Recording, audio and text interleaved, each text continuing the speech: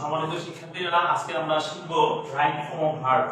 অর্থাৎ right form verb হচ্ছে SSC এবং ইন্টারমিডিয়েট লেভেলের সবচেয়ে গুরুত্বপূর্ণ একটা টপিক।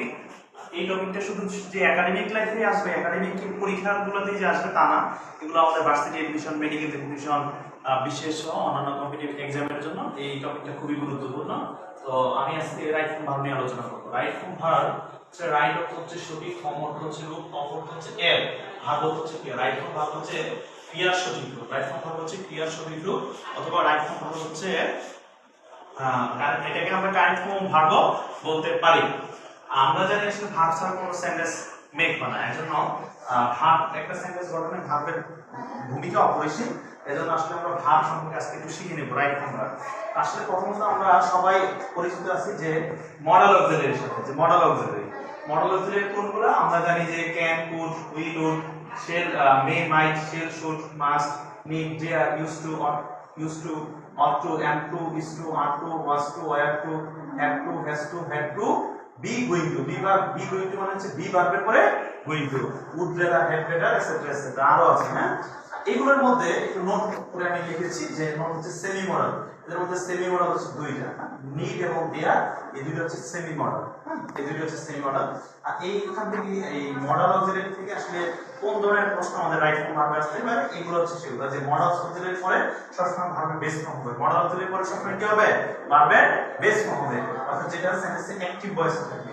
মডেল অক্সিলারির পরে যদি বি যুক্ত থাকে, অর্থাৎ মডেল অক্সিলারির সাথে যদি বি যুক্ত থাকে, তখন আমরা লিখব ভার্বের পাস্ট পার্টিসিপল ফর্ম অথবা বি3, তখন ওই সেন্টেন্সটা হয়ে যাবে প্যাসিভে। মডেল অক্সিলারির সাথে যখন হ্যাভ যুক্ত থাকবে, মডেল অক্সিলারির সাথে অর্থাৎ মডেল সাথে যখন হ্যাভ যুক্ত থাকবে, তখন হবে ভার্ব3। ইউজ টু মানে হচ্ছে অভ্যস্ত। আমরা জানি যে ইউজ টু আমরা এখানে লিখেছি যে ইউজ টু মানে হচ্ছে অভ্যস্ত। ইউজ টু পরে যখন ভার্ব থাকবে, সেই ভার্বের পরে ভার্বের বেস ফর্ম হবে। সাবজেক্টটি যখন ব্যক্তি হবে, হ্যাঁ, অর্থাৎ ইউজ টুর আগে যখন বি ভার্ব থাকবে, বি ভার্বের আগে যখন সাবজেক্টটা ব্যক্তি হবে, তখন ভার্বের সাথে আইএনজি। ইউজ টুর আগে যখন বি ভার্ব থাকবে, এই বি ভার্বের আগে যখন সাবজেক্টটা বস্তু হবে, তখন হবে ভার্বের বেস ফর্ম। এই প্রশ্নটা কিন্তু খুবই কনফিউজিং একটা কোশ্চেন, যে ইউজ টুর আগে যখন বি ভার্ব থাকবে, তখন বি ভার্ব আগে যদি সাবজেক্ট হয় ওইটা তখন হবে ভার্বের সাথে আইএনজি। ইউজ টুর আগে যখন বি ভার্ব থাকবে, এর আগে যে তখন সাবজেক্ট থাকবে, এই সাবজেক্টটা যখন বস্তু হবে, তখন হবে ভার্বের বেস ফর্ম। এখানে আমরা কয়েকটা एग्जांपल লিখে রেখেছি যে we should follow the rule, we should follow the rule. এই যে এখানে এই শুড হচ্ছে একটা মডেল অক্সিলারি। আমরা জানি মডেলের পরে যে ভার্বটা দেওয়া থাকবে, ওই ভার্বের বেস ফর্মটা হবে।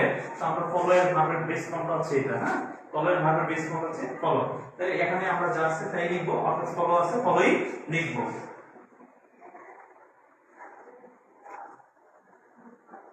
অর্থাৎ এই যে শুড হচ্ছে মডেল অক্সিলারি, মডেলের পরে বেস ফর্ম, অর্থাৎ এটা আমি ভার্বের বেস ফর্মে লিখলাম।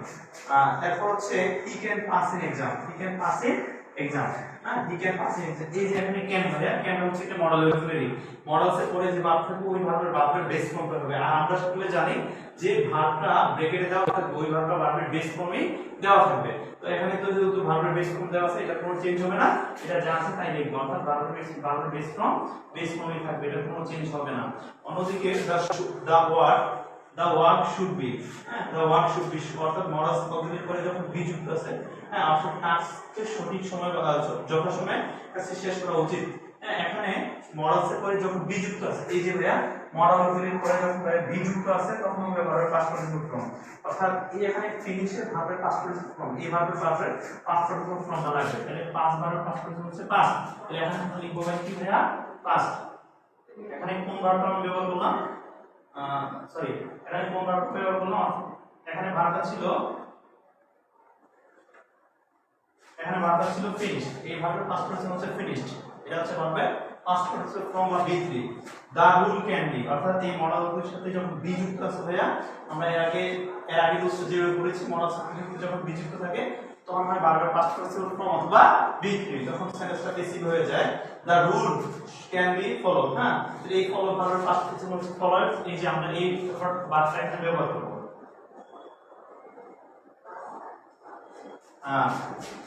We should have done the work, we should have, এই যে মডেল অক্সিলারির সাথে যখন হ্যাভ যুক্ত আছে, মডেল অক্সিলারির পরে যখন হ্যাভ যুক্ত আছে, তখন আমরা লিখব কি ভার্বের পাস্ট পার্টিসিপল ফর্ম, তাহলে এই ভার্বের পাস্ট পার্টিসিপল ফর্ম হবে, তাহলে ডু ভার্বের পাস্ট হচ্ছে ডু ডিড ডান, মানে এখানে আমরা কি ব্যবহার করব ভাইয়া, এখানে আমরা ব্যবহার করব ডান। আচ্ছা এরপরে নেক্সট ইয়াতে চলে যাচ্ছি, দা উই ইউজ টু, আমরা জানি নরমালি ইউজ টু পরে ভার্বের বেস ফর্ম বসে, যে ইউজ টু হচ্ছে মডাল অক্সিলারি, এরপরে ভার্বের বেস ফর্ম বসে। এখানে আমরা আসলে ডিঙ্কের ডিঙ্ক কি হবে, এর কোনো চেঞ্জ হবে না, এটা হচ্ছে ভার্বের বেস ফর্ম। হ্যাঁ, we are finish the work, এখন দেখো ভাইয়া এই ইউজ টুর আগে যখন বি ভার্ব আছে, এই যে আমি যা বললাম এগুলো হচ্ছে বি ভার্ব, অর্থাৎ ইউজ টুর আগে যখন ভি ভার্ব আছে, এর আগে যখন সাবজেক্টটা ব্যক্তিকে বোঝায়, যেমন উই আছে, উই হচ্ছে আমরা, এটা হচ্ছে ব্যক্তিকে বোঝাচ্ছে, তখন ভাইয়া এরপর কি হবে, ভার্বের সাথে আইএনজি হবে। তাহলে এখন আপনি ভার্বের সাথে কি করে দিবেন ভাইয়া, আইএনজি, ড্রিঙ্কিং। হ্যাঁ, আচ্ছা এরপরে বিষয় হচ্ছে এই ইউজ টুর আগে যখন বি ভার্ব আছে, এর আগে যখন আছে ওল্ড ক্লোজ অর্থাৎ পুরাতন কাপড়সমূহ, তাহলে এটা কিন্তু পুরো, তাহলে এই রুলসটাকে সম্পর্ক করছে যে সাবজেক্টটা যখন বস্তুকে বোঝাচ্ছে, এরপর হচ্ছে একটা বি ভার্ব, এরপর হচ্ছে ইউজ টু, এরপর হবে কি ভার্ব বেস ফর্ম। একটা জিনিস খেয়াল করো যে এখানে ইউজ টুর আগে ভার্বের ইউজ টুর আগেও বি ভার্ব, এখানে ইউজ টুর আগে বি ভার্ব, এখানে আছে সাবজেক্ট যখন ব্যক্তি হবে তখন আবার ভার্বের সাথে আইএনজি, আর এখানে সাবজেক্ট যখন বস্তু হবে তখন হবে কি ভার্বের বেস ফর্ম। তার মানে এখানে আপনি এখানে যেহেতু ওল্ড ক্লোথ আছে, তার মানে এটা হচ্ছে বস্তু, যেহেতু বস্তু হবে সাবজেক্টটা যখন বস্তু, এরপর হচ্ছে বি ভার্ব, এরপর হচ্ছে ইউজ টু, তখন হবে ভার্বের বেস ফর্ম। অর্থাৎ এখানে এই মেক, যে মেক ভার্বের বেস ফর্ম হচ্ছে মেক মেকিং। হ্যাঁ, এর কোনো চেঞ্জ হবে না, আশা করি আমরা সবাই বুঝতে পারছি।